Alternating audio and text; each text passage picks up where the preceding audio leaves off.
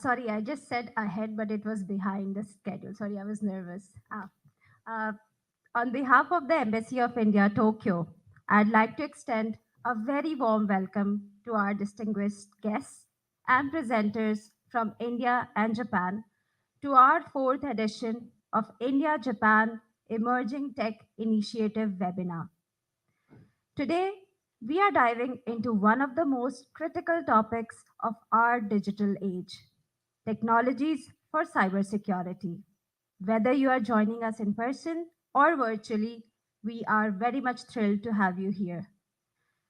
To start the day's proceedings, we would like to play a video of our Prime Minister, Shri Narendra Modi ji, for his profound remarks given during the Summit for Democracy 2024.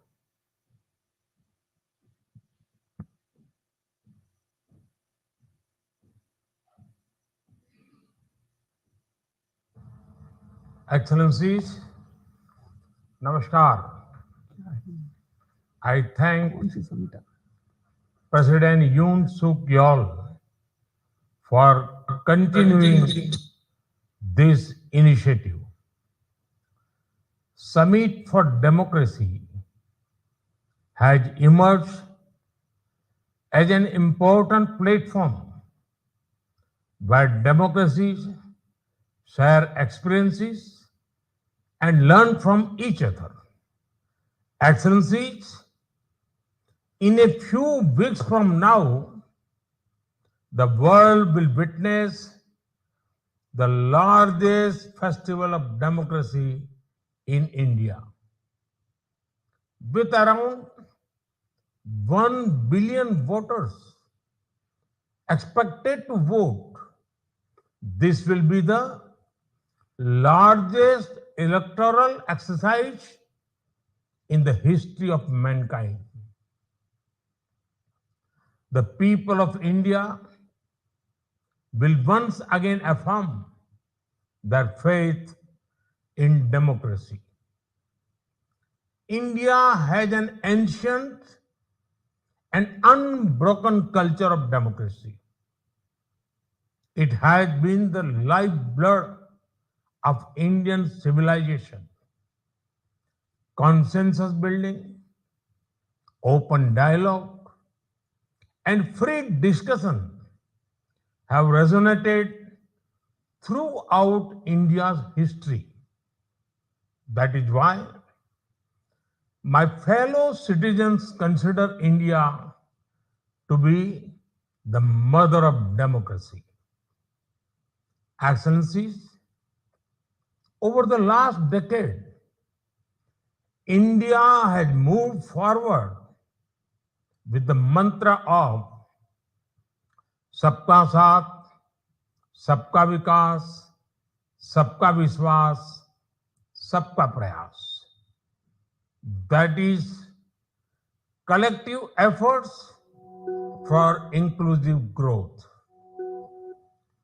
reaching out to all sections of society, particularly the poor, women, youth, and farmers has been our top priority in the true spirit of inclusivity. We have transitioned to a performance-based governance where shortages, corruption, and discrimination have been replaced by transparency, accountability, and opportunity. In these efforts, technology has played a crucial role as a great enabler. India's rapid progress in digital public infrastructure have revolutionized public service delivery and enhanced financial inclusion. Riding on the power of youth and technology, India has rapidly developed into the world's third largest startup ecosystem. Our 1.4 million elected women representatives at the grassroots level are our agents of change for women led development. Excellencies, today, India is not only fulfilling the aspirations of its 1.4 billion people, but it also providing hope to the world that democracy delivers and democracy empowers. When the Indian Parliament passed a law to ensure minimum one-third representation for women legislators, it gave hope to women across the democratic world. When India lifted 250 million people out of poverty in the last 10 years, it reinforced global faith in democracy as an agent of positive change. When India delivered COVID medicines and vaccines to more than 150 countries, it reflected the healing power of democracy. When India successfully landed Chandrayaan on the moon, it was not just a proud moment for India, it was a triumph of democracy as well. When India amplified the voice of the global south during its G20 presidency, it showed the importance of consultative decision making in international politics. Now, as India is on track to become the world's third largest economy, it gives hope to millions of people around the world for a brighter future. As India resolved to become a developed nation by 2047, it shows that democracy can aspire, inspire, and achieve. Excellencies, in the era of turmoil and transitions, democracy faces many challenges. This requires us to work together. Democratic countries should lead the efforts in making international systems and institutions more inclusive, democratized, participative, and fair. Only through such shared efforts will we be able to fulfill the aspiration of our people. And we will also lay the foundation of a secure, stable, and prosperous future for the generations to come. India stands ready to share its experience with all fellow democracies in this pursuit. Thank you.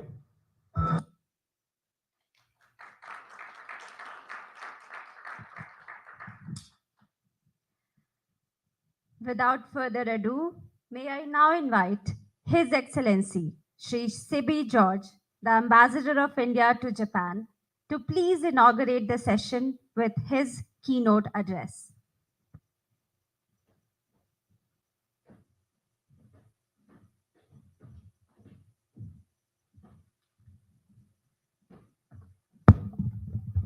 Good afternoon, everybody. Dr. Sushil Kumar, Additional Director General, Telecom Department of Telecommunications, Government of India. Mr. Fuji Keisuke, Director, Technology Strategy Division of ATNA, Ministry of Defense, Japan. Mr. James Angeles, President, ISIC, Japan. Representatives from Invest India, my dear friends, Indian and Japanese industries. A very good afternoon to each one of you who are present here, and good morning to those who are participating from India. Last month, in this very auditorium, we have discussed about the global commons during the space technologies discussion under the same event. I had mentioned about that the high seas, atmosphere, Antarctica, and outer space are among the global commons which we are now engaged in. To my mind, cyberspace is another great global common. Global commons have traditionally defined as those parts of the planet that fall outside national jurisdictions and to which all nations have access. Through this classical sense, cyberspace is not a physical domain. It's a virtual domain which has a bearing on all of the physical domains of humankind, and a very important one at that. And therefore, my basic premises of cyberspace is that it is a global common.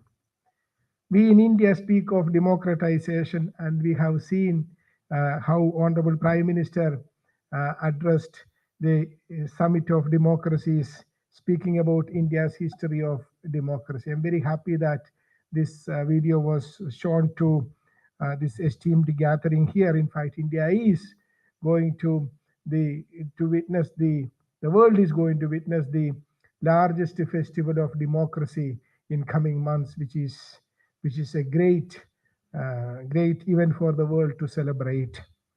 So when we talk about democracy, it is also important to talk about the democratization of internet and the digital space. In fact, Government of India identifies the cyberspace or the digital space as a great leveler to enable uniform spread of benefits of its policies. India, in the last decade alone, has been able to ensure welfare governance and will do more and more to connect with the people through the cyberspace as we continue to take our economic progress forward. In fact, I recall that during the G20 summit, which was held last year, during India's presidency of the G20, we had organized more than 200 events in India spread all over the country. That means in those events, we had delegations from Japan attending each of those meetings. That is 200 delegations from Japan participating in those events held all across the country. And I'm very happy to say that each one of them who came back to Japan after visiting India came back with one message. And that message was on the digital transformation that has taken place in India. You go to any remote part of the country, you would see that the digital transformation has reached that particular village or the small towns. This is something unique, and I'm very happy that we are taking that forward. So, in each of these progress which we make, I'm very. It is very important to mention that we need to uh, address several of the issues we face. And that is what democratic countries and countries which are connected through the common democracy and Indo-Pacific need to work together. And I'm seeing that this progress is being made. In this again, the private sector has a very important role to play. I'm very happy that our team in the embassy, in collaboration with our partners and ISIC, has brought together this particular seminar today, connecting our two countries and also our private sectors. I wish each one of you a very successful discussions today, and I am sure that it will yield some positive momentum which we would be able to take forward. Thank you and good afternoon.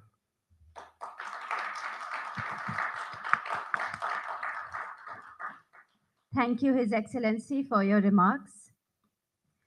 Now, may I please invite Shri Sushil Kumar, the Additional Director General Telecom, Department of Telecommunications, Government of India, to kindly give his introductory remarks.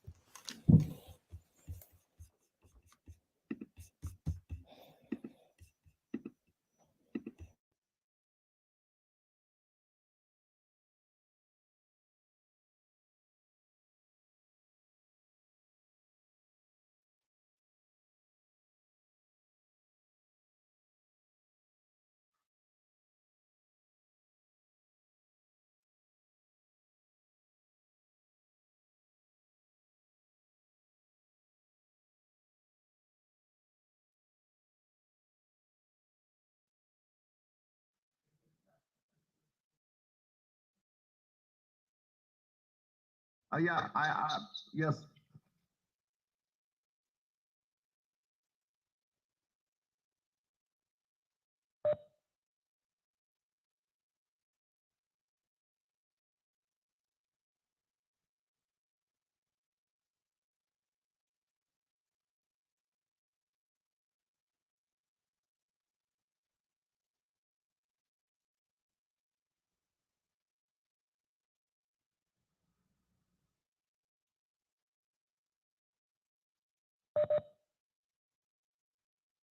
Uh, Hello.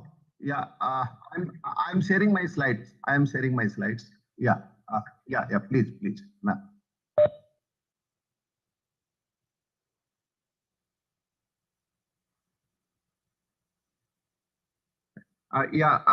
Respected Sri C.V. George, Ambassador of India, uh, dignitaries present there, and the participants. It's my pleasure and honor to share my views on cybersecurity, especially the IoT security. It's a very important event as we know that the machine-to-machine communication and Internet of Things that is being used to create the smart infrastructure in various verticals such as power, that is the smart metering and the smart grid, automotive, we can say the intelligent transport system or the connected vehicles, safety and surveillance like the city surveillance, healthcare, remote health management, agriculture, smart home, smart cities, and so many other verticals and the applications. Cybersecurity is a major concern when we are creating the physical infrastructure into a smart infrastructure. Even the World Economic Forum has shown a concern on this, and they have made a study and released a document in June 2022. The document mentions there was an increase in cyber attacks by 31% in 2021 as compared to 2020. IoT device attack became double in the first half of 2022 as compared to 2021. $1.85 million average recovery cost for mid-sized companies to recover from cyber attacks. So security of the IoT domain from device to the applications, that becomes a matter of paramount importance as hacking of the devices, networks being used in daily life will harm companies, organizations, nations, and more importantly, the people.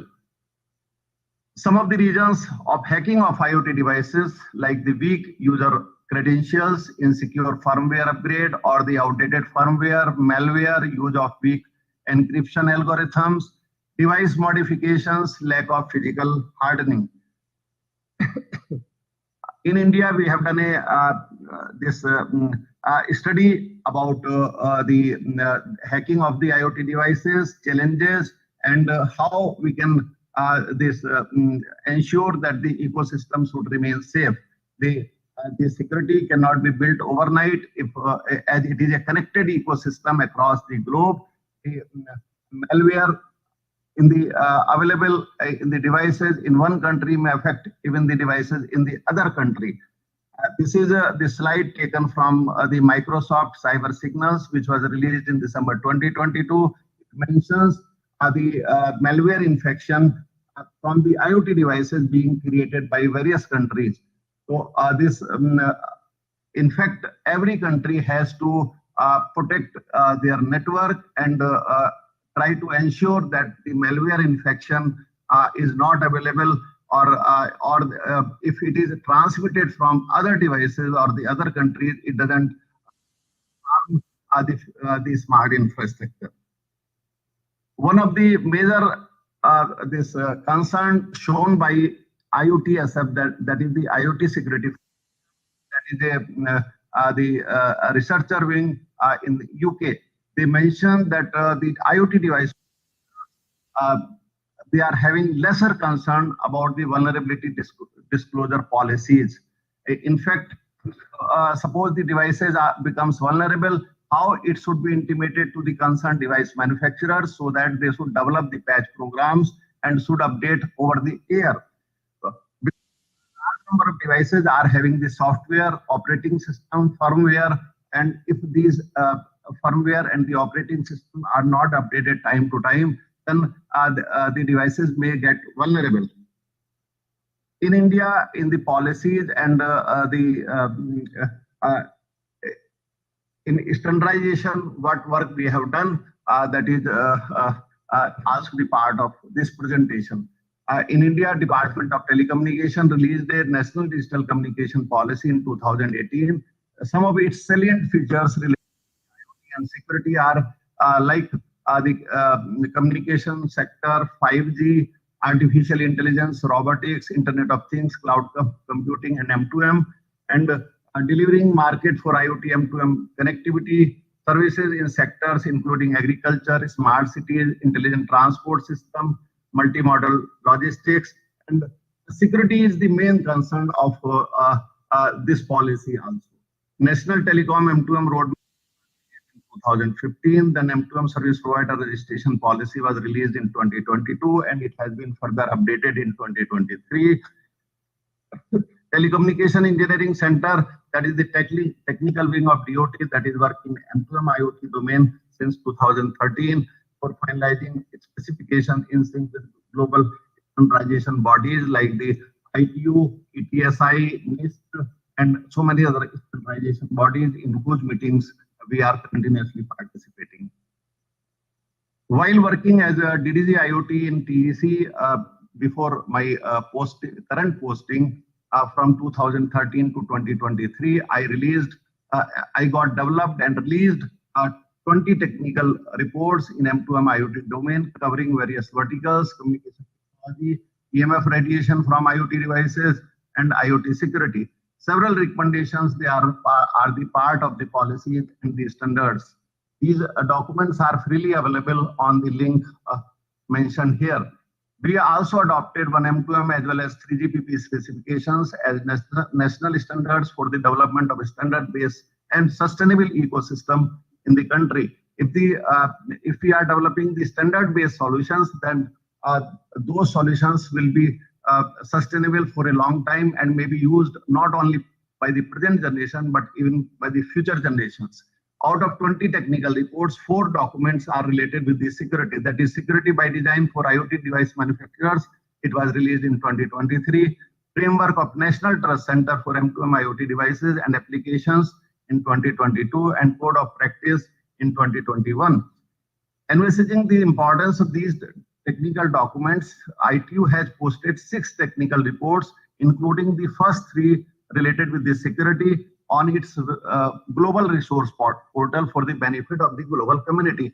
Other 3 documents are related with the smart cities, smart village, and agriculture.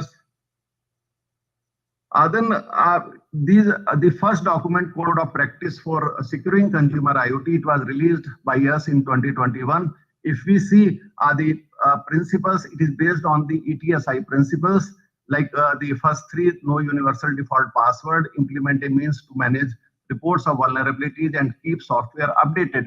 These 3 guidelines in India, all stakeholders have been asked to follow these 3 guidelines initially voluntarily, and in future guidelines may be made mandatory. Even you see on the right side the World Economic Forum joint statement that was released in February 2022. It has mentioned the 5 requirements. The first 3 requirements are the same, and the 2 other requirements have been securely communicating and ensure that personal data is secure. That is, these 2 also specifications are also available in these 13 specifications of the Code of Practice or the ETSI principles. In India, DOT has already endorsed Code of Practice for Securing Consumer IoT to all related stakeholders, including M2M service providers, to follow at least the first 3 guidelines, and these guidelines may be made mandatory in the future. The second document, the Framework of National Trust Center for M2M IoT Devices and Applications, it visualizes the implementation of National Trust Center for managing and addressing the vulnerabilities related issues of the IoT devices. So there will be a large number of IoT platforms or the smart city platforms in the country. Then these platforms will be connected on the open API with the National Trust Center. And if suppose the vulnerabilities in the IoT devices or smart devices in the smart cities or are detected by the IoT platforms or by the third party, then it should be intimated to National Trust Center, and National Trust Center will further have a repository of the device manufacturers, and it will intimate and will also get ensured that the patch program is developed by the manufacturers and updated in all the devices over the air. It is a unique project of its type, and it has been declared as a project of national interest, and the Center for Development of Telematics in India is developing the software portal and doing trials for this project.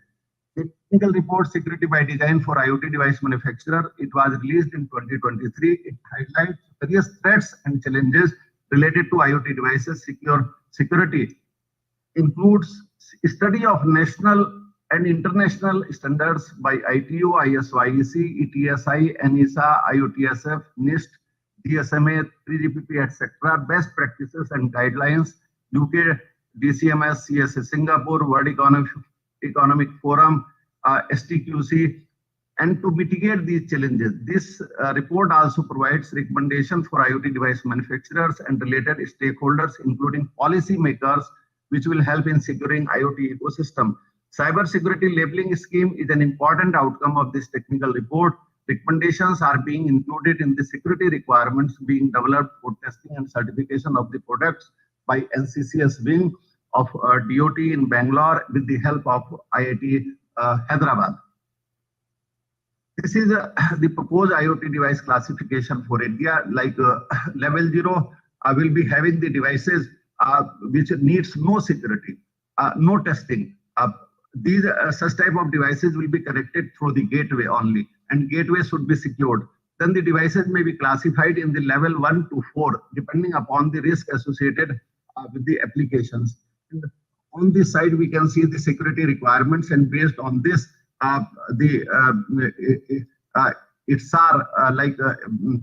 security requirements have been developed, and the minimum security requirements will be the meet baseline security requirements, like the minimum three requirements: no default password, manage the means of vulnerability, and software updates. These should be the minimum requirement for the level 1 to level 2, level 3, and level 4. And in the case of level 2 type of devices, level 1 plus the adherence to cyber security based on international standards. Then in level 3, it will add the level 2 plus the adherence to the principles of security by design and absence of known common software vulnerabilities. And level 4, it will have level 3 plus the resistance against common cyber attacks and undergo for penetration testing. It has been developed after a lot of study of various international standards, like the CSA Singapore, IOTSF, NIST documents, and research papers, ETRI. So even the ISO and IEC standards are also having the draft which is in progress, that is also having the similar type of labeling scheme. Before this, I presented this labeling scheme even to Quad countries and in ETSI conference. A need of cyber security levels for the IoT devices, why it is required, as there are around 25 billion of IoT devices globally, which are expected to increase sharply. And the testing specification cannot be developed for each category of devices. When there will be billions of IoT devices, their category may be in millions. So millions of testing specification cannot be developed. Therefore, bundling of IoT devices are required based on the risk associated with the applications. Therefore, these levels have been created. There is a possibility that the levels may further increase, like after level 4, level 5 may come and may have more stringent requirements. There is a possibility that after some time, level 1 may be discarded. So in India, this labeling scheme has already been adopted, and all the recommendations of security by design for IoT device manufacturer have been incorporated in the security specific requirements for the IoT devices by NCCS Bangalore and IIT Hyderabad. Government may assign or change the security levels for particular device as per the need. In future, there is a possibility that the import-export may be linked with the security features available in the device. Like for an example, Singapore is already having the agreement based on the levels specified by the Singapore. They are having agreement with the Germany as well as with the Finland. Recommendations available in security by design for IoT device manufacturers. They are like hardware security, software security recommendations. The first three requirements should be mandated. IoT device manufacturers should test and devise the devices against known vulnerabilities. It is very much required before launch in the market. To begin with, critical devices and network elements such as IoT gateway, smart camera, Wi-Fi routers, ONT, these are the critical elements. They should be taken. Life expired devices or the devices not getting updates may be highly vulnerable and threat to the network. Suitable policy mechanism is required to replace such type of devices. Secure onboarding of IoT devices at the platform, that is very much necessary, like using the ITU standard X.509. Platform providers, they are also the M2M IoT service providers. All the M2M IoT service providers should register on TOT portal. That is, the policy has already come. In India, other entities like the application provider, device manufacturers, and others, they are also required to be registered, because only then you can enforce the security requirements. Platform or NTC is expected to analyze average response time or patch releases time for critical vulnerability by product, percent or number of products no longer receiving security updates in operation. Consumer awareness regarding vulnerability or security of IoT product, that is also very much required. Every consumer device should have a force mechanism for changing the password by the user prior to its first use.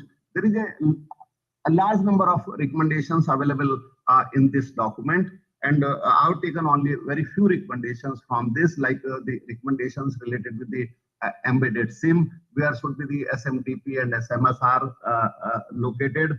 And the policy related recommendations are also there, which have not taken in this presentation. And anybody interested in reading this document, this is available on TEC website, and people may download it. There is no requirement of the password or the user ID. They may download from this link and may have a look. Thank you very much for listening.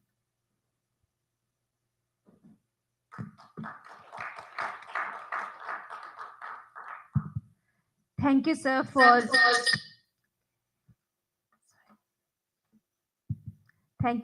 for an informative presentation. Now we have an esteemed lineup of presenters who will pitch their ideas and share their expertise and insights on various aspects of cybersecurity.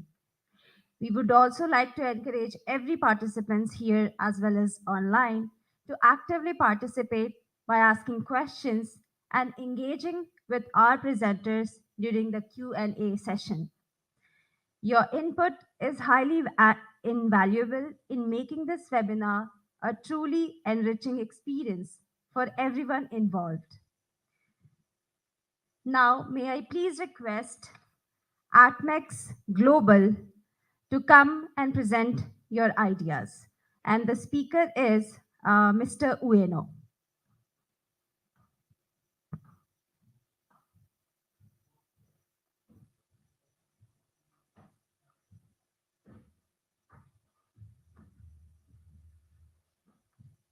Good afternoon, everybody. My name is Ueno from ATMEX, and we have no pitch. Okay, thank you very much for your time. And today, I would like to explain about our company and services. And I have 5 minutes, so I should not talk a lot. My company is IT services company headquartered in the US, Santa Clara, California. And company size is about 1,600 employees. And our company is about 10 years old. And we have the offices about over 10 countries. And I work for the Atmex Japan, and company in Japan established about a year ago, and we oh, next slide, please. Yes.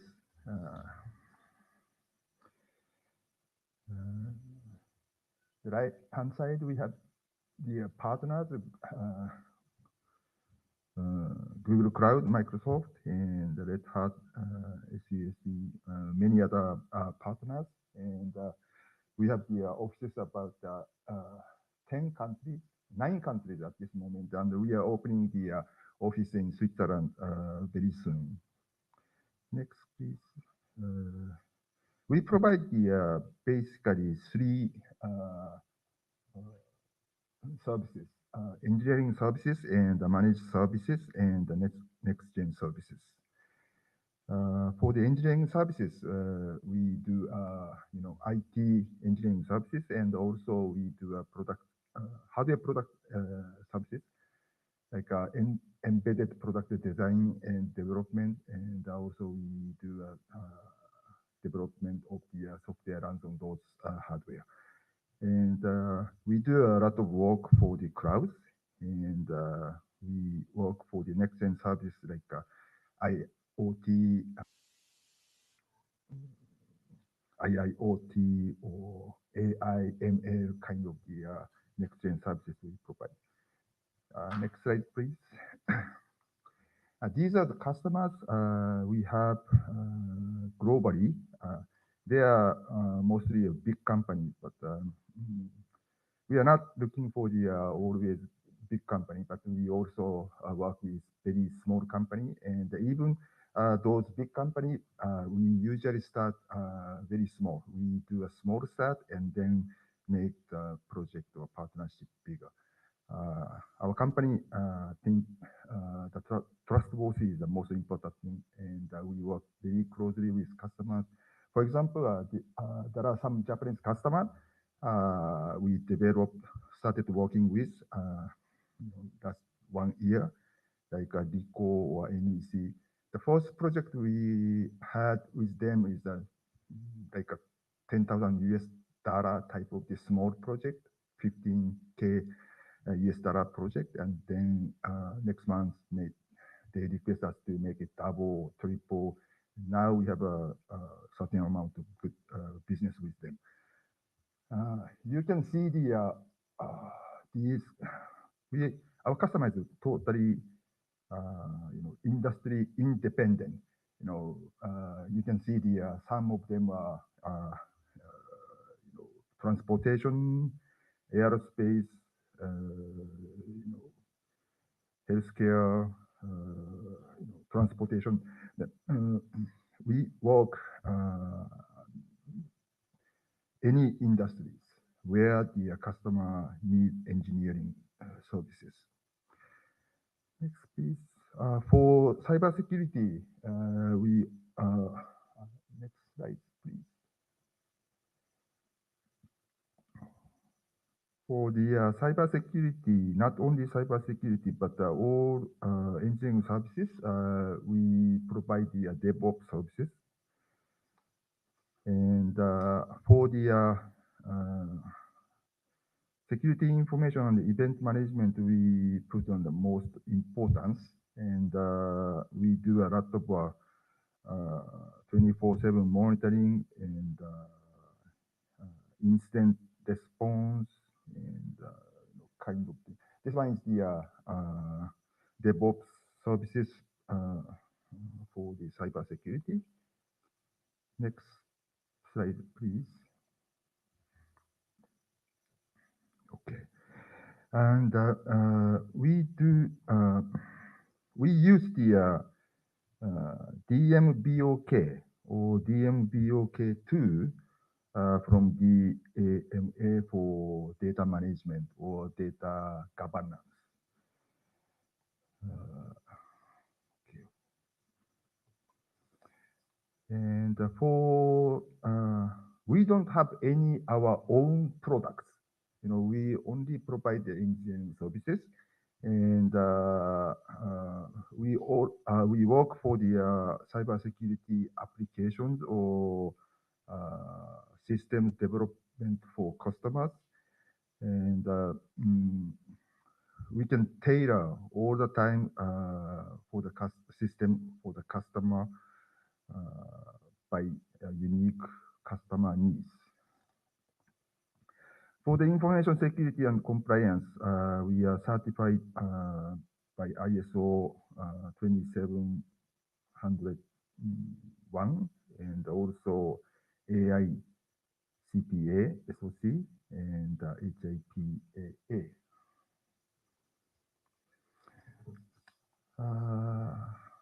The last page, we are currently working on this kind of digital technologies like sensors, chips, simulation, enterprise connectivity, mobile web apps type of things, and cloud services, big data analysis, robotics.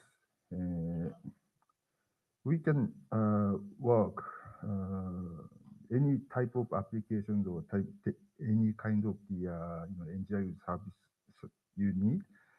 And we have still a lot of engineers. In Japan, there are big problem, not only in Japan, but most of the companies has a problem for the engineering resources.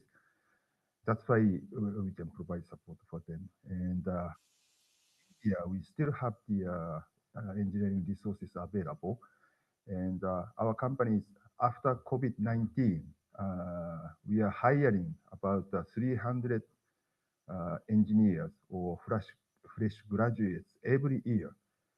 Still many well-educated people and well-educated engineers available from India. So any company, any person require engineering resources, please talk to us. We are very much happy to work with you. Thank you very much.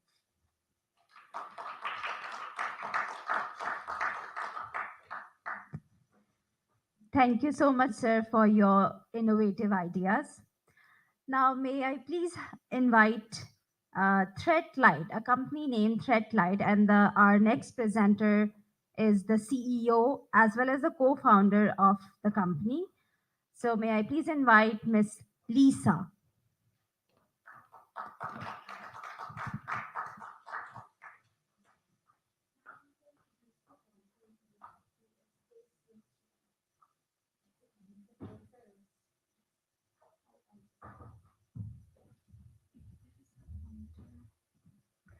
I just need the clicker to move the slide. Is the clicker there or here? I'll just say next slide. Thank you.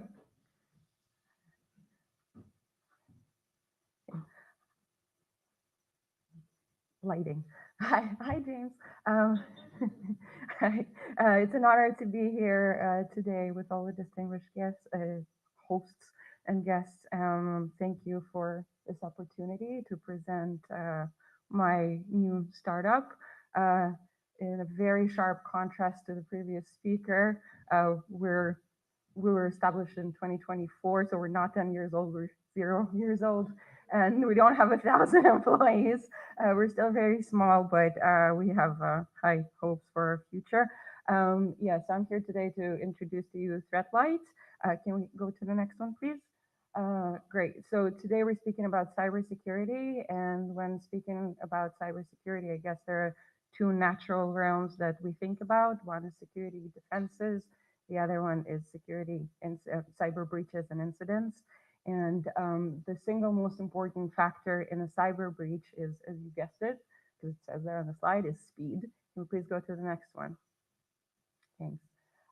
So when a security breach occurs in an organization, obviously there are a lot of things to do and think about, but what can be worse than, your house is on fire, your business operation has stopped, you're at risk of your own or your customer data leakage, not to talk about reputational damage, and the direct and the indirect financial losses coming from this. We saw in the previous online presentation that the average was about $1.85 million. It spans dramatically depending on where it is, but we all understand how difficult it is for the organization when they're facing that.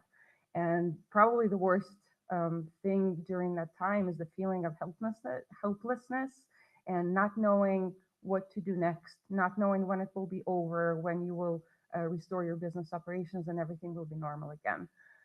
Next, please. So this is where we come into play, but let's expand on the topic a little bit more. So the market today, the cybersecurity solutions market today is saturated and fragmented. That is not to say that they're not necessary. You've seen the presentation before, you're all familiar.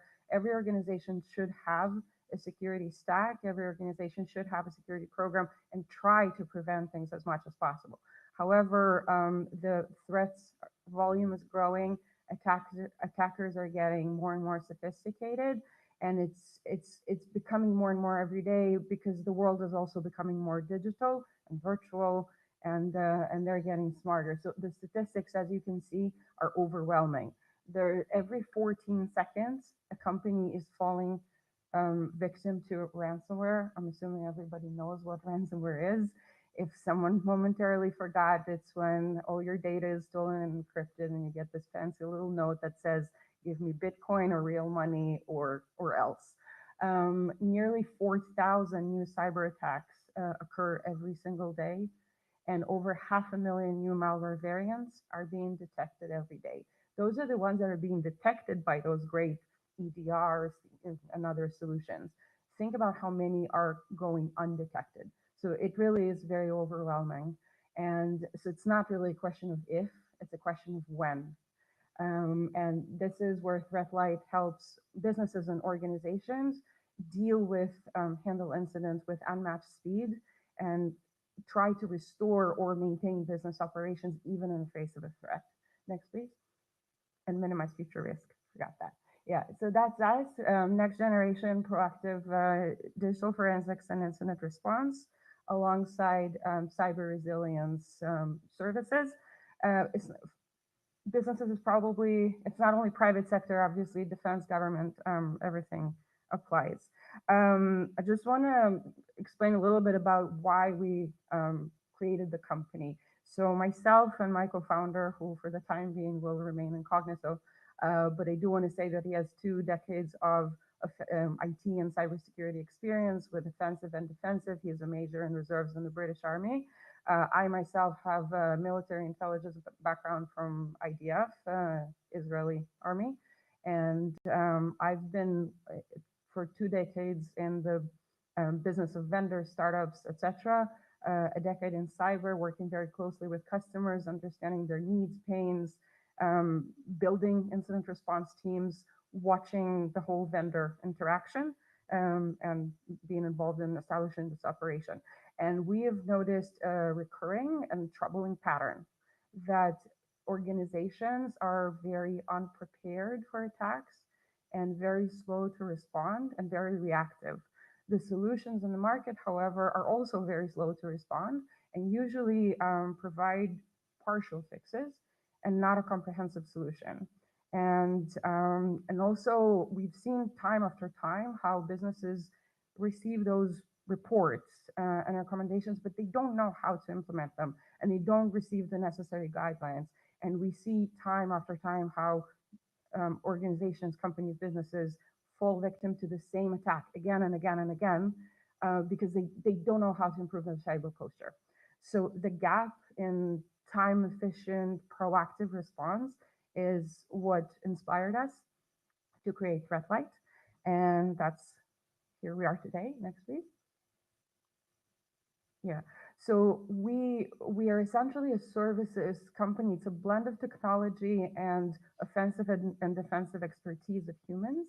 However, we provide it as a service because we recognize that a lot of organizations do not have the internal know-how, resources, etc., to properly derive value or address the threats when the house is on fire and everything is burning.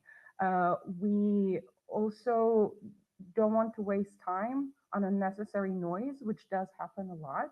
So we're focused on critical assets and the critical infrastructure and the crown jewels of the company, because that's what attackers are after, and that's ultimately where they want to get to cause as much damage as possible to the organization.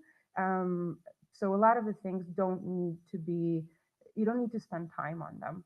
So our goal and our top priority is the critical assets and the business continuity. We truly want to solve a problem, not to give a temporary fix or stick a band-aid and move on. Next, please. So how are we different from other companies that provide somewhat similar solutions? Our technology, our agents are and infrastructure are very fast to spin up. It actually takes under 3 minutes, tested and done many, many times, probably fastest in the industry. We focus on critical assets and relevant assets for the attack only, be that the servers of the company or maybe the computer of the CEO, CFO, sorry, whoever has the very sensitive data. Our analysis, investigation, and hunting are done at scale, cross-correlated. We implement offensive and defensive methodologies. So we know also how to think like attackers, how to anticipate their action, by this helping save time, close the gap, or even prevent. And we pivot to incident response right away. The last one, the post-incident guidance and improvement of posture, it may sound very boring, but it's really, really important, because if not done, then incidents will happen again and again, and people will just lose more time, money, and business reputation. Next, please. A little bit about our technology, because we are talking about tech. Our technology is in-house built. It's a cloud-based, vendor-agnostic incident response platform. It was very important for us to be vendor agnostic, so it would be compatible with anything anyone else uses. It's very lightweight. A lot of the times we've seen in the industry that that organizations don't implement security solutions on their most critical assets because they're afraid of performance issues. Ours is very lightweight. It's tunable, so there's no concern on load or performance, and it's perfectly safe to use. Like I mentioned, we use real-world techniques, and we basically take human expertise and productize it. We use AI, we leverage AI and machine learning to cross-correlate key databases. We teach our models based on our findings, and this helps improve response times and helps us respond to many, many things at the same time. The infinite scalability is also very important, because when things like SolarWinds or WannaCry, I hope they never happen again, but if they do, we won't be in a position of having to choose which customer to help, but we will be able to help everyone at the same time. Our infrastructure is also very low cost, which everybody benefits from. And we react instantly, which is no less important, going back to the speed factor. Can we go to the next, please? Oh, sorry, got distracted. So to sum it up, we are a service solution based on unique in-house technology, and we provide subscription-based services. However, we also provide ad hoc services, especially if in an unfortunate incident, if somebody needs emergency services, then we're always there to help make companies safer, take them on a journey of improving their cybersecurity posture, and reduce their threat attack surface year over year as they go along with us. We truly do want to solve a problem and protect what matters most. Thank you. Be safe out there. Thank you, ma'am, for a very insightful presentation. I'm sure this has provided us with valuable perspectives. Moving on to our third presenter in line, we would like to call upon Ms. Reiko Nomiyama, the Senior Vice President of a company named Core Security. Over to you, ma'am.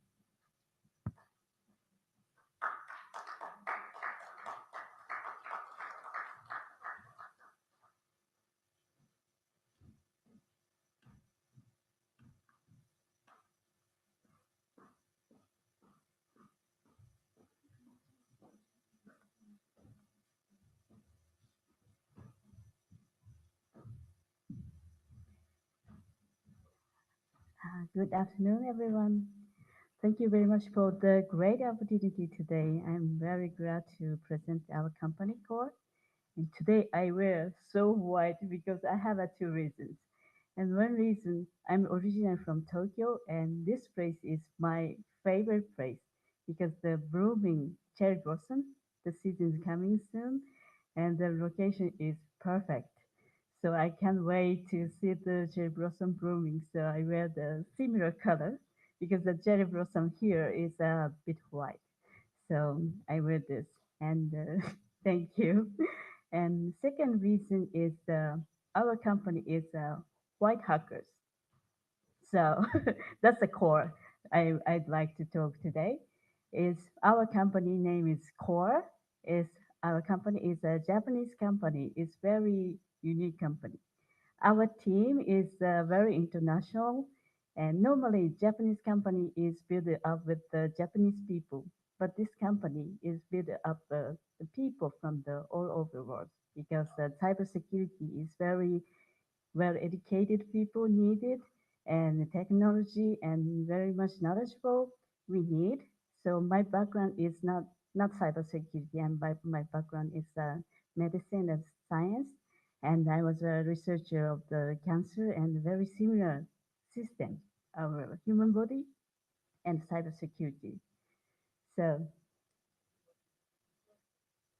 so our company provide cybersecurity services.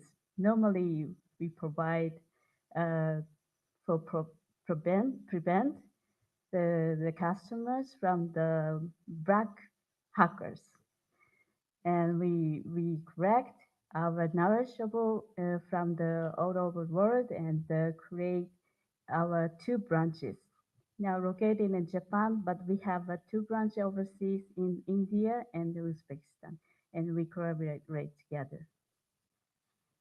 And now also we are developing our own technology because our customer is very unique, and our target is very wide, not only for the IT industry, also medical industry, like I am coming from, and also finance, insurance. All industry needed to be protected by the cybersecurity. And our mission is to make it simple, the world, the cybersecurity world, through our technology. So we like to collaborate together. This opportunity is really great too because our team is not only Japan. We collaborate with the people in the world.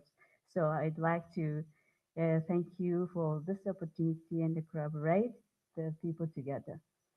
So I quickly introduce um, our service. So next slide, please.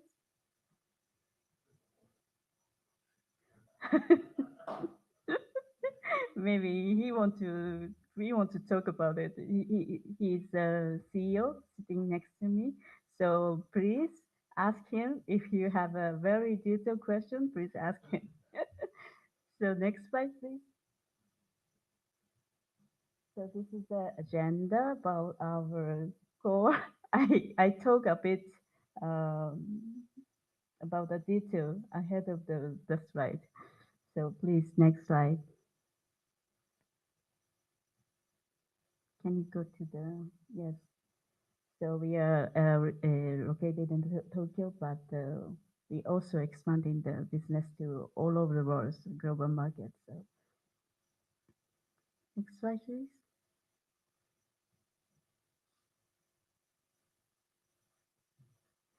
So we already talk about the slide. So can you skip? So our approach is very several approach. We also we provide the service, but also consulting and advising, and also developing our own technology too. Next slide, please. So our collaboration is not only with the companies, but the government and many industries. So we need knowledge about the people. So here's the CEO sitting next to me. And he's Jamaican and grew up in US and living in Tokyo. And we have known each other for 20 years and work together for now. We happy team. So this is our branch, Tokyo and Uzbek and India and also Jamaica too, of course.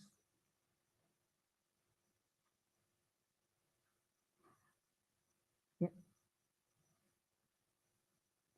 So our leadership team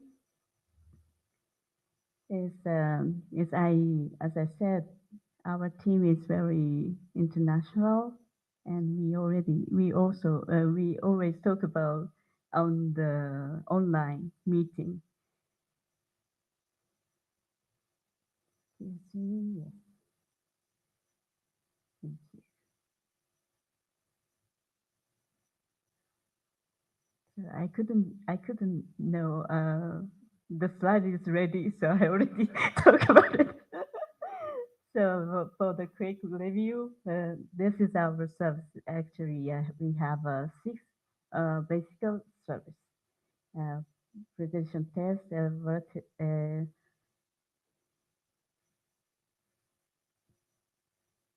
yes. So main point is we can check the system and testing, also training and helping the developing the policy for each companies.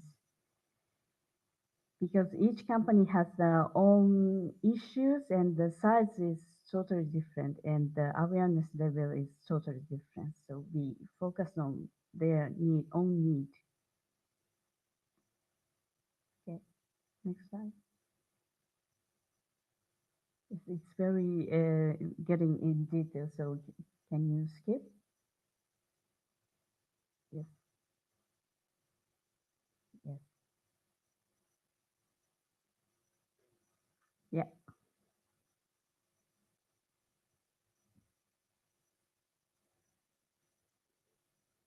yes, thank you.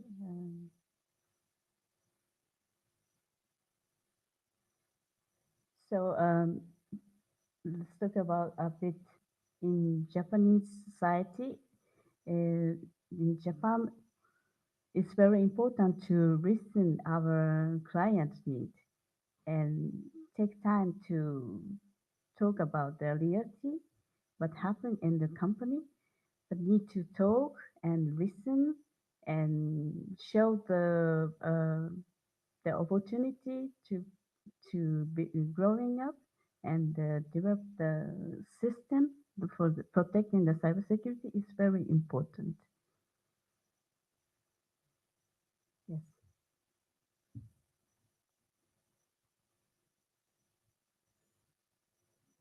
Yes. That's right.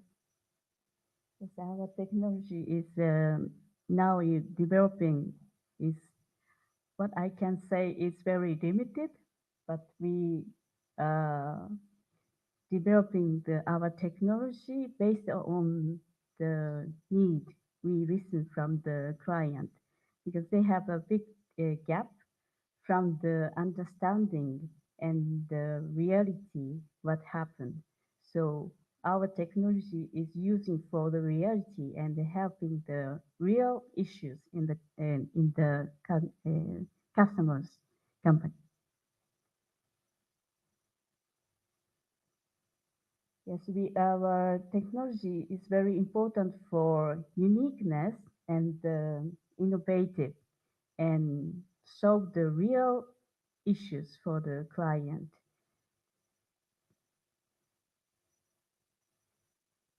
Thank you. Next, please. And we established the company 2018, and now we have a global branch for successfully, and we are going to the global market.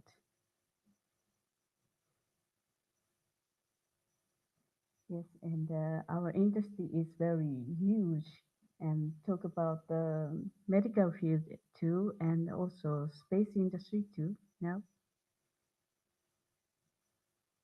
And our technology created by the very high educated people and authorized a certain authorization. Yes. Thank you very much.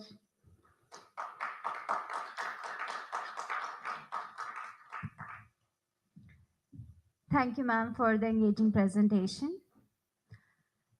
Now, I would like to invite the presenters from the Indian companies.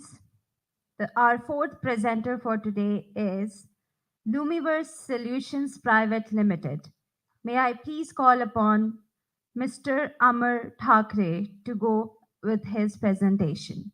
Over to you, sir. This will be online presentation, so please look at the screen.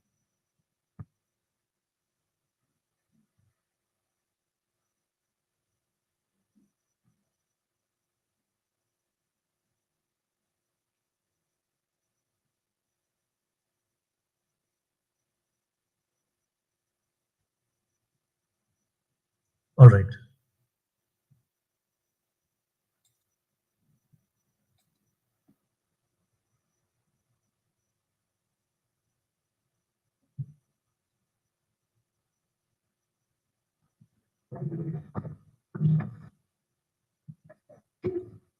Hello. Hello. Yeah, sharing the screen.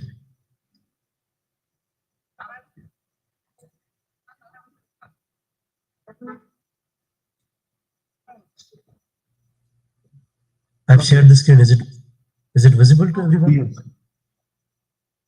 All right. So thank you. All right. Thank you, everyone. Thank you for providing us this platform to present our services. Through this platform, we would like to first of all thank you to Invest India, Embassy of Tokyo for facilitating this presentation and reaching out to all the right people there. First of all, we are here to promote our services and portfolio related to cybersecurity under the brand Lumiverse. As we understand, to cater to the Japanese market, we need a culture understanding, language understanding, local presence, and a technical expertise. And I believe through IJ Bridge, which is having head office in Nagoya, having decades of experience to provide services in Japan market. So our strength is bilingual Japanese speaking, engineers providing support to Japanese customers. And I'll just change the slide. Here we are actually focusing on three verticals.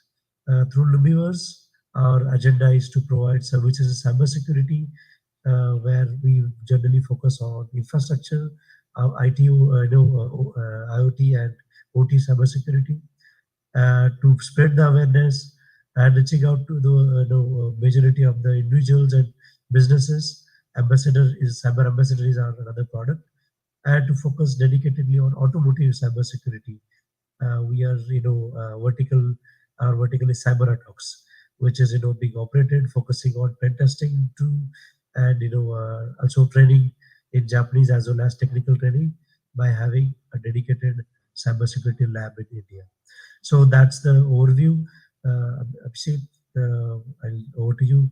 If you could take over and explain the products and services. Hello everyone, a very good morning. See, Yeah, basically, thank you. hello. Hello everyone, a very good morning. Lumiverse Solution, a leading cybersecurity and risk advisory firm, is specifically specializing in strategic consulting. We have a presence in Nashik with more than 12 plus years. Our goal is to help organizations to identify and address their IT risk while making informed decisions regarding technology and security. At Lumiverse, we understand the effective cybersecurity involves considering three critical aspects: people, process, and technology. By focusing on these areas, we ensure that organization can mitigate both internal threats such as employee negligence or external threats from hackers. Okay, what sets us apart is basically our teams of certified experts who possesses with up-to-date knowledge of current cyber risk and threats. We provide customized advice taking into consideration the unique constraint of each of our clients. Our core strength encompasses with wide range of services, including IT security experts on demand, audits and assessment, risk assessment, penetration testing, and compliance audit. Some of the specific areas we are specialized in. Rajiv sir, can you just move to the third slide, please, if possible?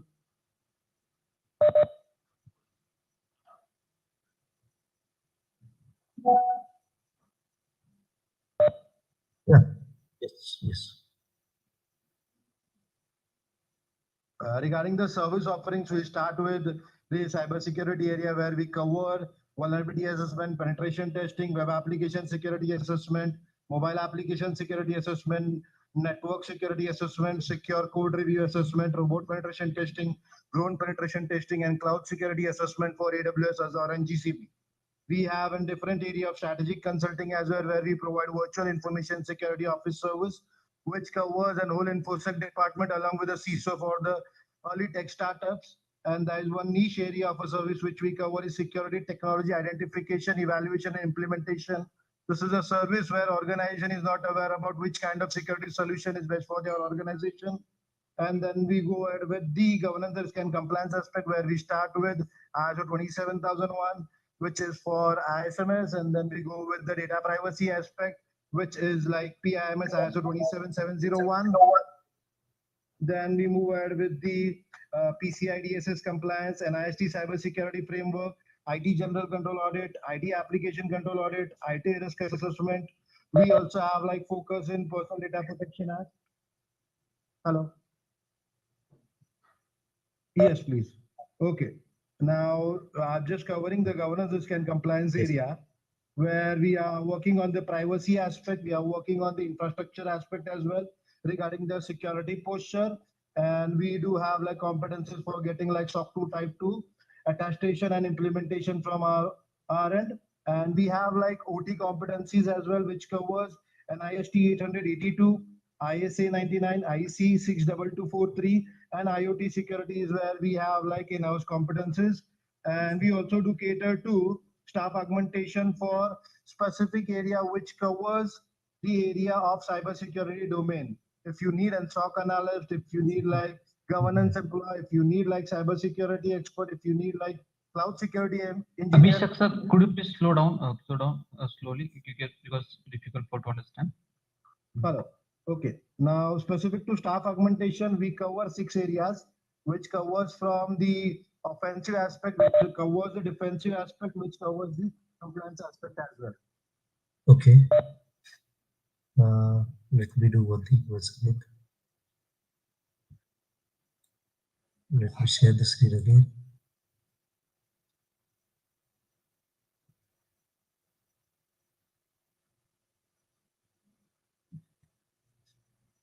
I have reshared the screen. Is it visible? Hello? Hello?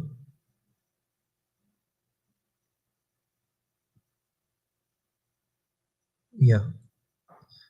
Right now I'm showing the slide called staff augmentation. Is it visible?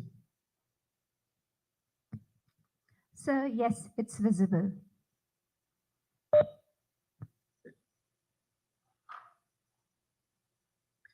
All right, it's visible now, right? Rajesh sir, let me present the slide. Just a minute. Yes. Yeah.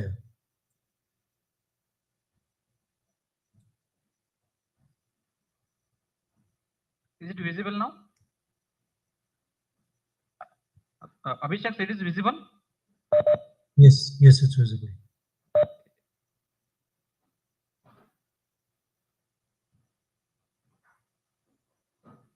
Okay. Abhishek sir, please go ahead.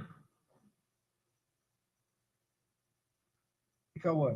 There is a third vertical which we focus is specific to Cyber AutoX, which is an automotive information security domain. A Cyber AutoX creates a secure environment that fleets operate and their commercial vehicles. As the number of cyber threats continues to increase, it is crucial to have a professional utilization cutting-edge human intelligence-based services to safeguard and guarantee the safety of all vehicle types, drives, and fleet operates. Service offerings and Cyber AutoX are basically penetration testing, evaluating and fortifying the security of in-vehicle infotainment systems, and additional layer of perimeter security also been covered in the penetration testing aspect. The standards and regulations we follow in Cyber Auto Acts is basically we'll start with ISO 21434, ISO PAS 5112, UN regulation number 156, ISO 24089, ISO 27000, TISAX, IEC 62443, ISO 26262, and UNR 155 is a crucial compliance and risk management aspect where we have like resources in Japan as well as in Nashik to cater to this aspect. And we also do cover the training as well once the assessment and the compliance aspect is covered. And we do train the in-house resources of each and every company where a comprehensive training program is specifically given from RN, which educates automotive professionals on cybersecurity practices and compliance requirements.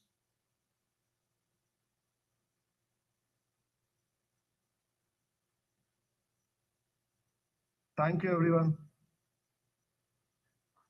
Does anybody have any kind of questions specific to information security domain or cybersecurity domain or into OT? We are happy to respond to you on from our end.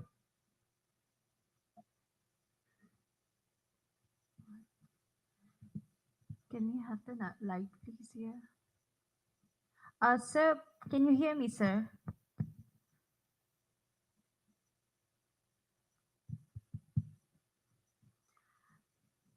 Thank you so much for the presentation. We have kept a Q&A session, which will be happening after the presentations are over. Thank you so much for the presentation, sir. We would like to move on with our next presenter. The next company in line is Ek Jal Tech Private Limited. And I would like to call upon Mr. Praveen, the co-founder of the company. Over to you, sir.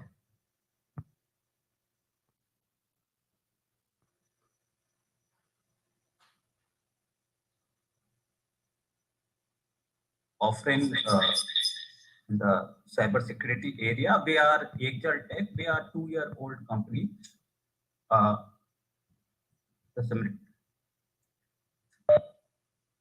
Just let me see if my slides are visible.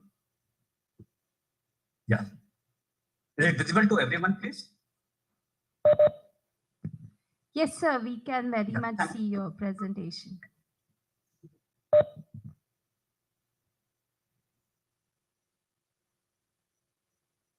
So we are a 2-year-old company.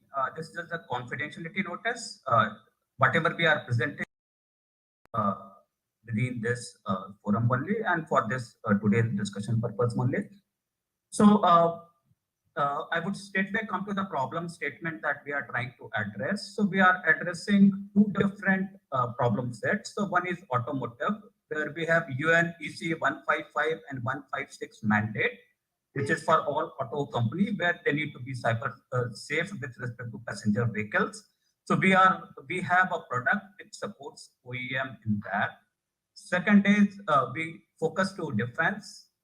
Again, it's a big pressing need for cybersecurity related services. So we are working, I'll come to the solution.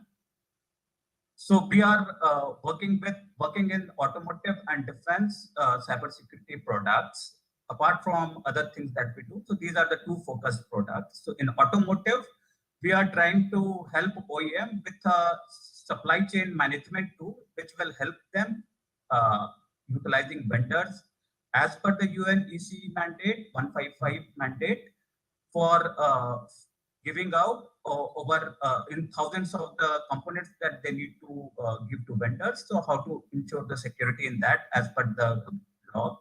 The first product supports that. Second, for defense, we are providing innovative solutions to Indian Air Force.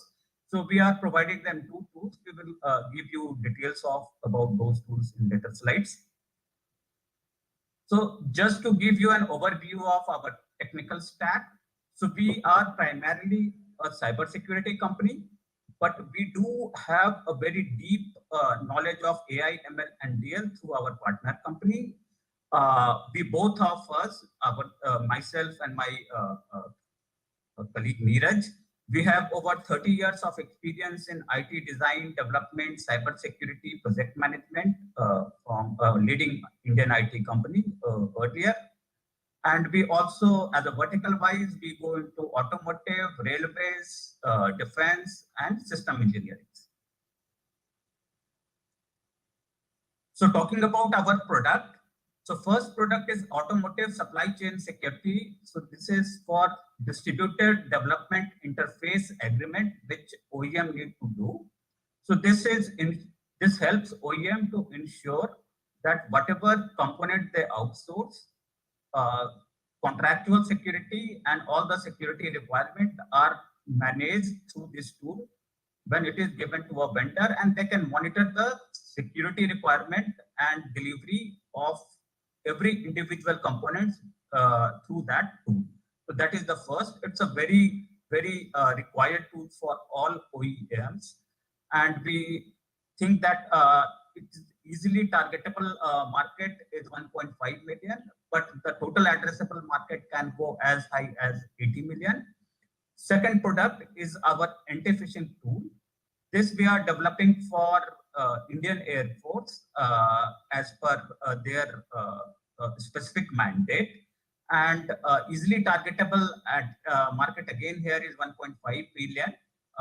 We have a sort of a definite order, which we call minimum order, assured from Indian Air Force once we develop this tool and they certify it. So total addressable market, including the civilian space and other government agencies and government services, is very high. It's again 50 million. Our third product is again for Indian Air Force, which is we call a decision support system.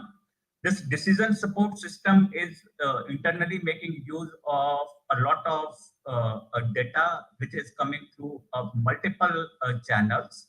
And then we collate these data using our in-house AI engine, do some data generation, natural language generation also, provide all the data on a geographical map format, 3D map format, so that Air Force can take a very timely decision and do their operation based on all the data collection.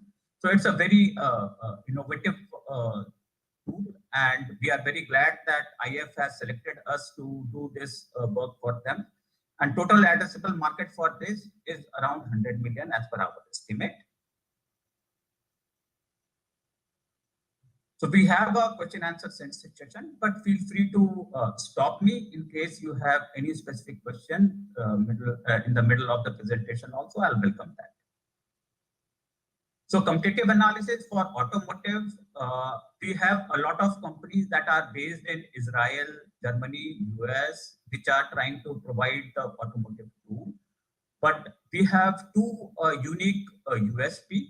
Number one is that supply chain management is specific to a country where you have to target the supplier from that country. And then secondly, it's a very a kind of a tool which no one has developed so far, and it is going to be used by each and everyone, because otherwise there's a lot of manual work which every company will be forced to do it. So our USP is that for this tool, we are almost first one in the market. And even though this tool will be used in a month, in a year time from now, because when the legislation kick in, at that time, the vendor will have to use this tool.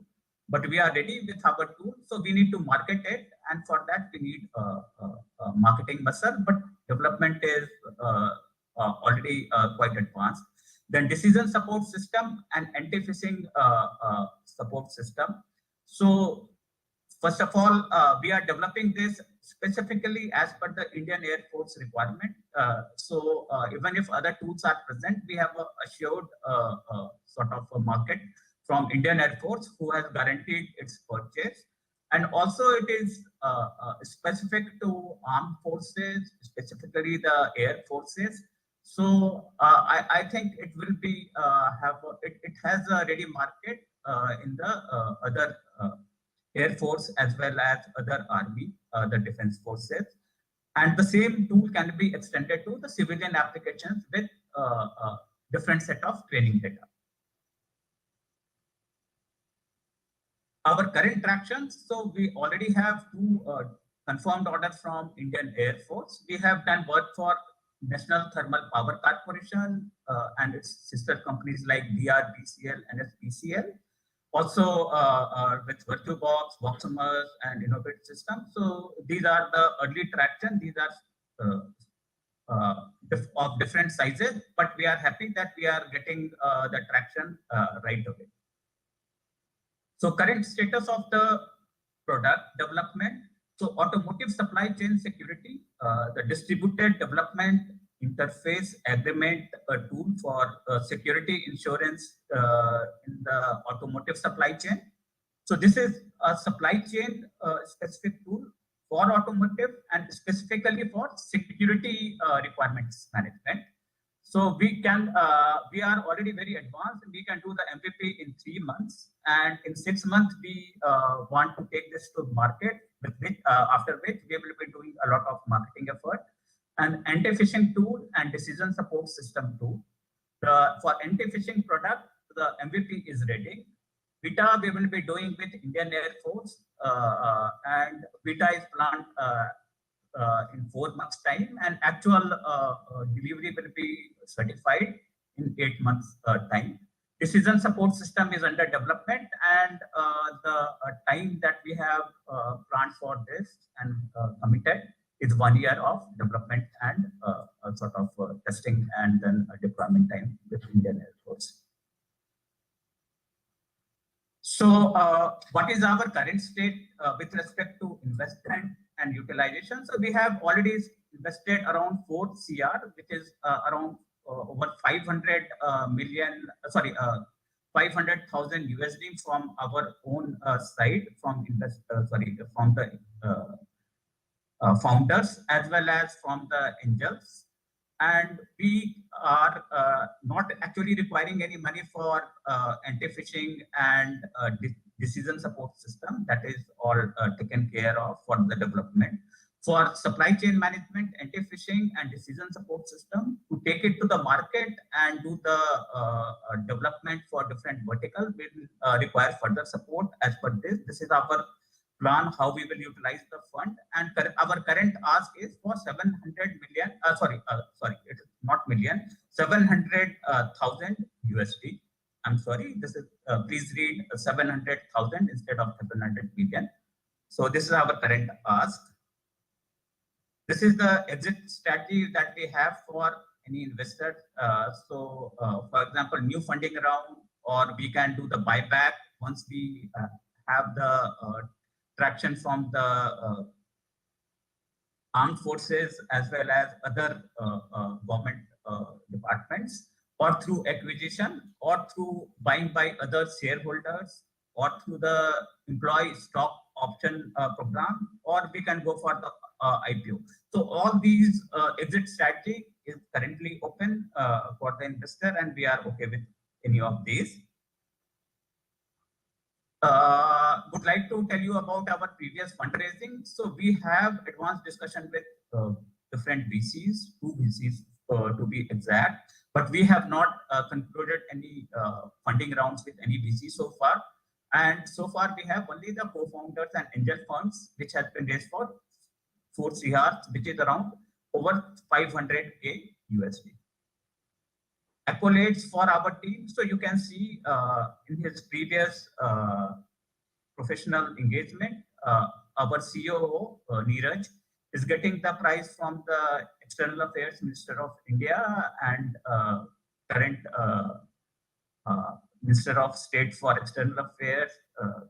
So he is getting this accolade for the Passport Seva project, which he led from the TCS side.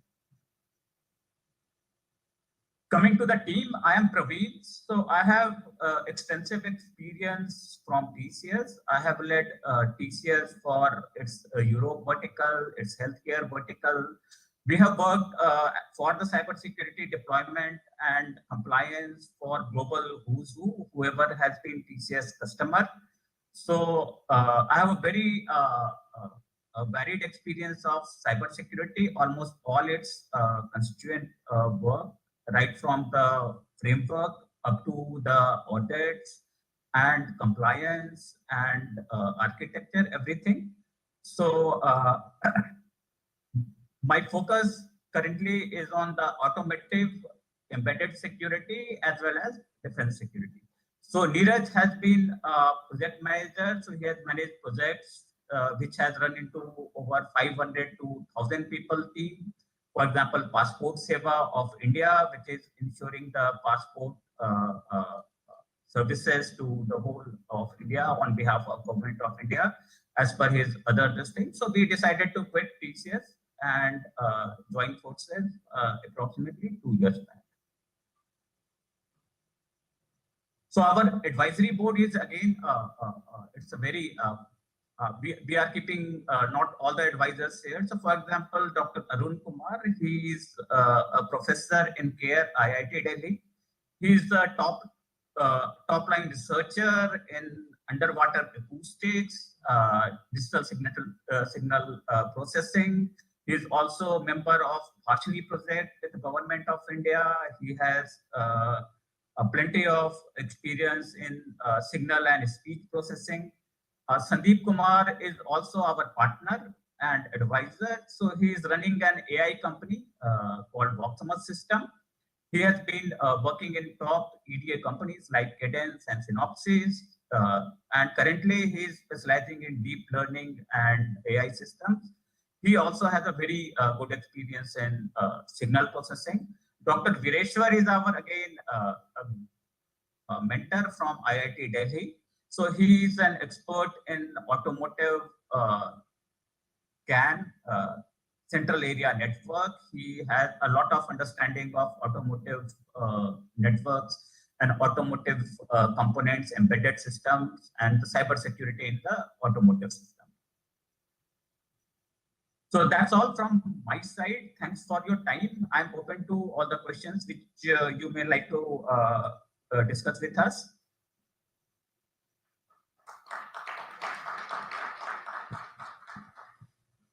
Thank you, sir, for the informative presentation. I'm sure it has deepened our understanding a bit further. Now, so that was it. Like we had 5 presenters today. Now I would like to open the floor for any questions? Yes, sir. I'm going with that. We would like to open the floor for a brief question and answer session. Please feel free to ask if you have any questions over to the audience and the online participants as well.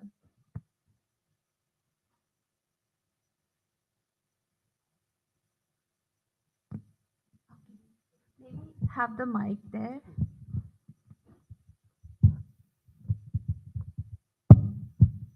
Thank you. My question will be about individuals' tools, especially a cell phone or iPad or many channels we have. It seems like an organization, we can expect cyber attacks, but we also have unanticipated behaviors of individuals. They use cell phone and phishing mail opens and also have access at the cafeteria or cafe, their laptop. So even organization control devices in physically, individual move around and they have internet access. They also have devices. Does any company have a comprehensive cybersecurity system to the computers of the employers and their cell phone and their also expected behavior? They're having access to internet. If any companies or individual have ideas, could you share with us? Thank you.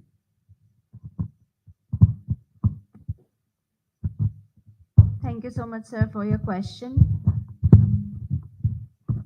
Hi, my name is Wayne Shaw. I'm the co-founder of Core Security. Thank you very much. And I appreciate everyone allowing us here to present today. On your question, as Reiko mentioned earlier, we have in development an email-specific solution, which is a preventive measure for users with regards to phishing. So basically, even if they open the phishing email, they won't be attacked. Okay, So that's the solution that we're working on now. And so far, we have some companies that have shown very big interest in this because most of the solution in the market now doesn't work actually. Somebody will click. Our solution is they can click, but no matter what, the company will not be affected. So that was mine. Thank you very much.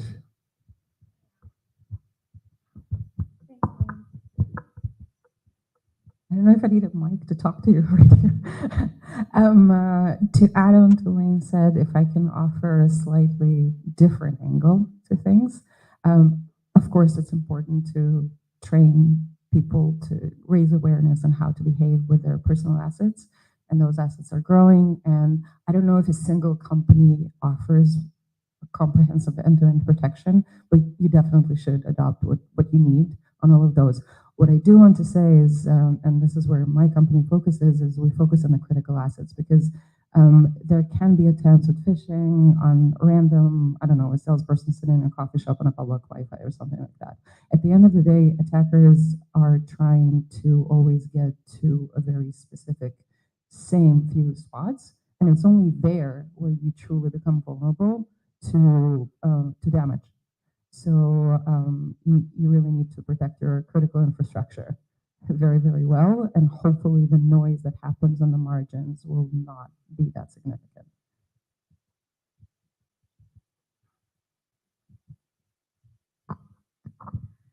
This is just a proposal from MC like me. Like if the person who is answering the question could come forward, so it would be visible even to our online audience. So it's just a request if you feel comfortable.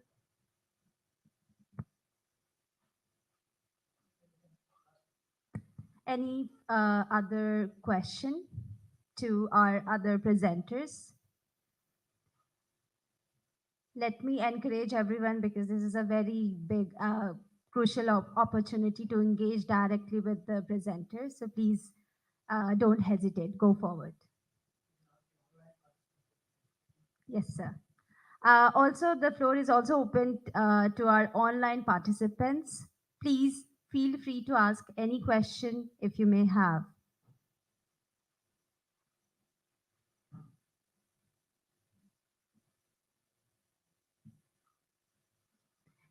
It seems everyone is so much inquisitive about.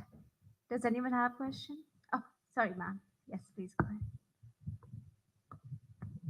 My question here is to Threadlight. During your presentation, I have quickly checked your website, but I couldn't find where you're headquartered and where all in the geographies your presence is. Can you please enlighten us?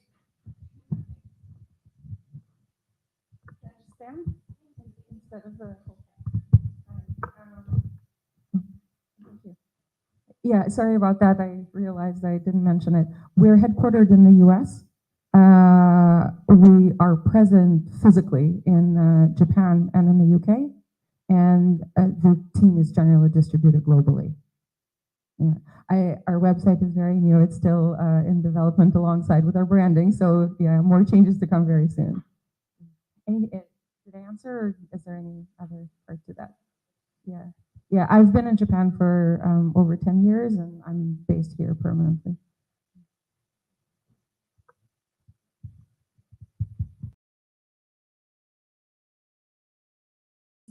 Have the mic, please.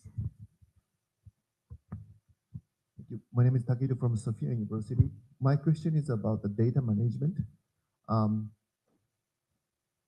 Many countries around the world, funding agencies expect institutions and researchers to have a data research plan. And we are required to have a 10 years or 5 to 10 years plan to securely store our research data in material science, medical science, or humanity or social science. So we know that there are so many unexpected things in cybersecurity issues, but is there any company have a long-term service to organization, not frequently accessing the data, but it's storing data, which will have a human subject resources. Any companies or any individuals could answer these data storage service under cybersecurity for 5 to 10 years long-term research plan? Thank you.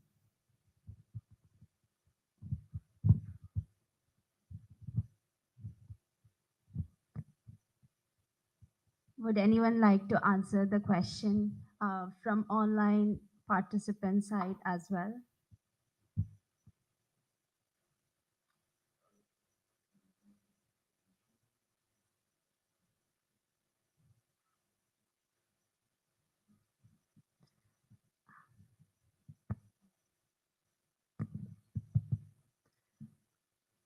So maybe this question is still under consideration. We'll ponder over it over the session that we have prepared. Okay, thank you, sir.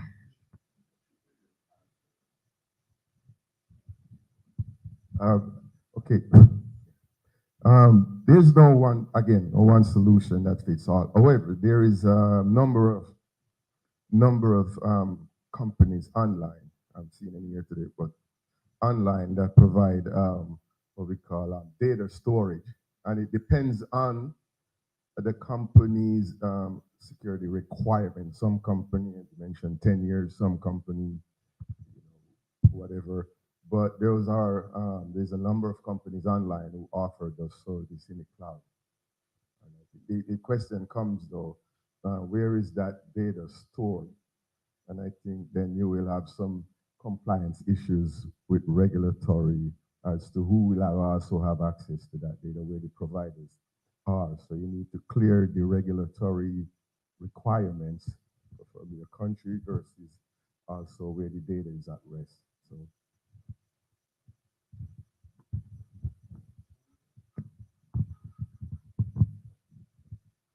Thank you, sir, for your question and also to the answer. Do we have any more questions? If not, we would like to proceed with our next speaker. So first of all, I would like everyone to have a round of applause for all the presenters.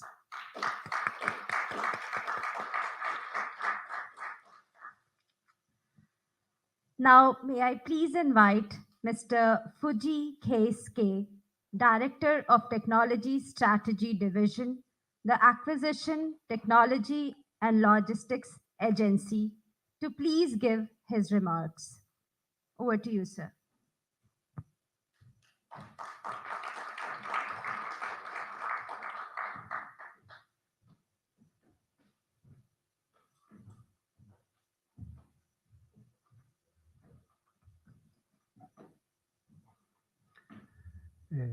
Thank you for the introduction. Good afternoon, Your Excellency, Ambassador Sweetie, Captain Mashu, and everyone. It is my great pleasure and honor to be here today. I am Keisuke Fuji, Director of Technology Strategy Division, Acquisition, Technology and Logistics Agency, ATORA, Japan Ministry of Defense. ATORA is responsible for acquiring, researching, and developing defense equipment and technology for Japanese self-defense forces, and also in charge of maintaining domestic defense production and technology bases. It is also responsible for promoting international cooperation in the field of defense production and technology, which I am working on. I would like to say a few words from the viewpoint of ATORA. First of all, I would like to thank Your Excellency, Ambassador, and the Embassy of India for inviting ATORA and giving me this opportunity. ATORA fully supports this initiative by the Embassy to encourage emerging tech industries of Japan and India to deepen mutual understanding and networking. I would like to thank participating companies for the informative presentation presentations and thank ISIC Japan and Invest India for organizing this event. India is increasing its influence with its preparation, its high economic growth, and its latent economic power. Located in the center of sea lanes that connect Japan with the Middle East and Africa. India is an extremely important current for Japan. Furthermore, Japan and India share fundamental values as well as common interests in the species, stability, and prosperity of Asia and the world, and have established the special strategic and global partnership. In this context, Japan and India have promoted cooperation in maritime security and various other areas, while utilizing some frameworks, including the 2+2 meeting in September 2022. And the second Japan-India 2+2 was held in Tokyo, in which the Minister of Japan and India confirmed that the two countries would cooperate towards the common goal of realizing FOIP. The ministers also shared the recognition regarding the continuation of discussions with the view of realizing concrete cooperation in the area of defense equipment and technology cooperation, and strengthening discussions in the field of economic security, including today's webinar's theme in the cyber technology. Rapid expansion in the use of spaces and cyber domains is poised to fundamentally change in the existing paradigm of national security. The cyber domains is not only core infrastructure in the daily lives of the people of Japan, but also of vital importance for carrying out cross-domain operations for the defense of Japan. In the cyber domain, it is important to gather and share information at all stages for peacetime to emergencies through cooperation with other countries. Relevant ministers and agencies and the private business, as well as strengthen Japan's overtime response capabilities in the cybersecurity field. The MOD SFD will promote initiatives that contribute to strengthening cooperation with related ministries and agencies, critical infrastructure companies, and the defense industry, while enhancing their own level of cybersecurity. ATRA is grateful if Japanese and India companies develop interest in the cooperation of cyber technology area via this webinar.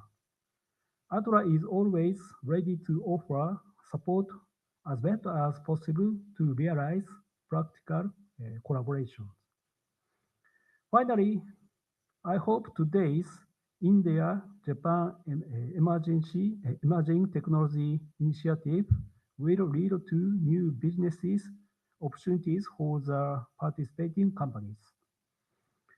Defense industry is defense capability itself. It is a notion that Japanese national security strategy prescribes.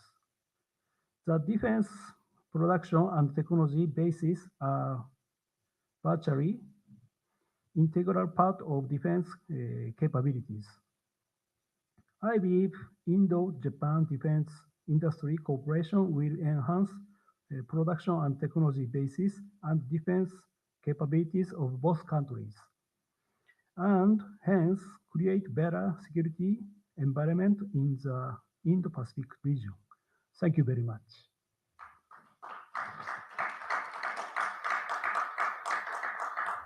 Thank you, sir, for a very insightful remarks. Last but not the least, may I please invite Mr. James Angelis, President of International Security Industry Council, to kindly give his concluding remarks. Over to you, sir.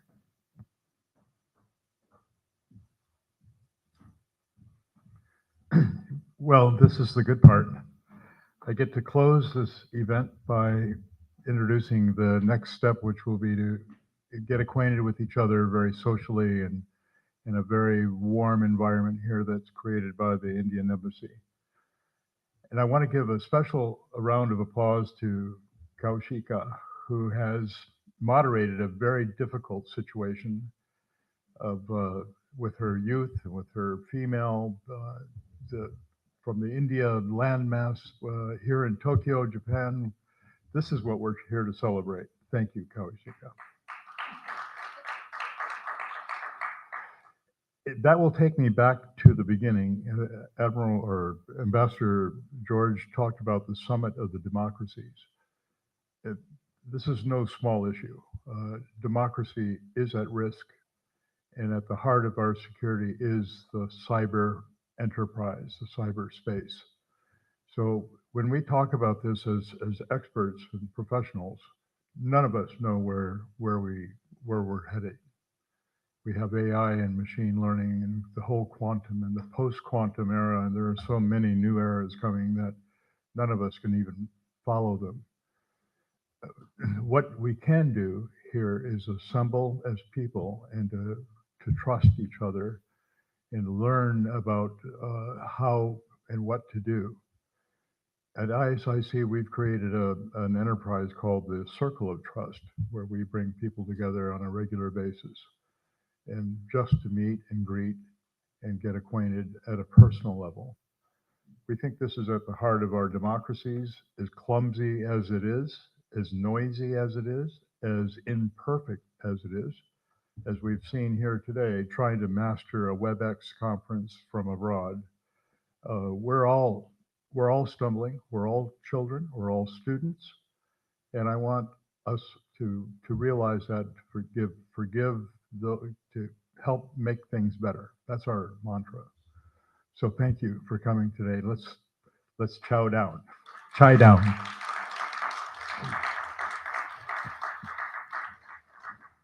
Thank you, sir, for being so kind and generous in your concluding remarks.